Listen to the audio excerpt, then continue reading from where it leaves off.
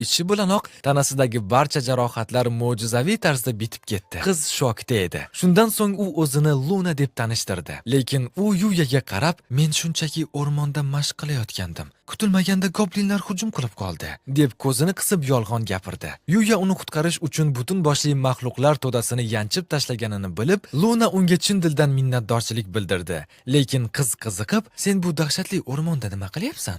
deb so'raganda, bizning aqlli qahramonimiz vaziyatdan chiqib ketish uchun "Men bu yerga shunchaki mashq qilgani kelgandim", deb boplab aldab qo'ydi. Buni eshitgan Luna xursand bo'lib ketdi. Axir ikkalasining ham maqsadi bir xil ekanda. Lekin tinimsiz janglar tufayli bechora qizning kiyimlari yirtilib, o'zi ham ancha charchab ifloslanib qolgandi. Buni ko'rgan jentelmen Yuya uni o'zining yangi, haligi maxluqlardan qolgan shohona vannasida cho'milib dam olishga taklif qildi. Luna issiq suvga tushishi bilanoq umrida bunaqa mazza qilib dam olmaganini aytib, vannani tinmay maqtab ketdi. Qalay, zo'r mehmondo'stlikmi? Yuya bu ajoyib vannani qayerdan olganini, ya'ni o'sha dahshatli kristal bug'uni yengib qo'lga kiritganini aytib berganda, Luna shokdan qotib qoldi.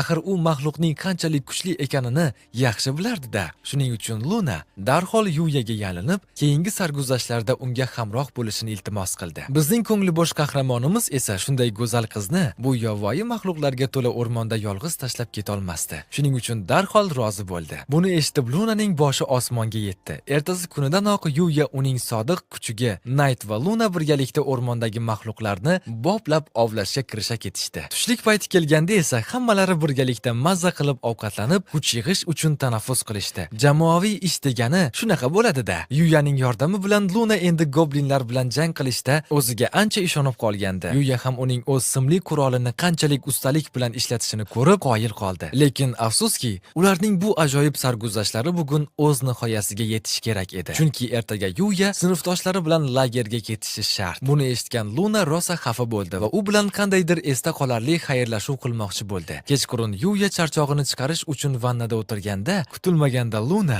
sochiqqa o'rangan holda kirib kelsa bo'ladimi? Voy bo!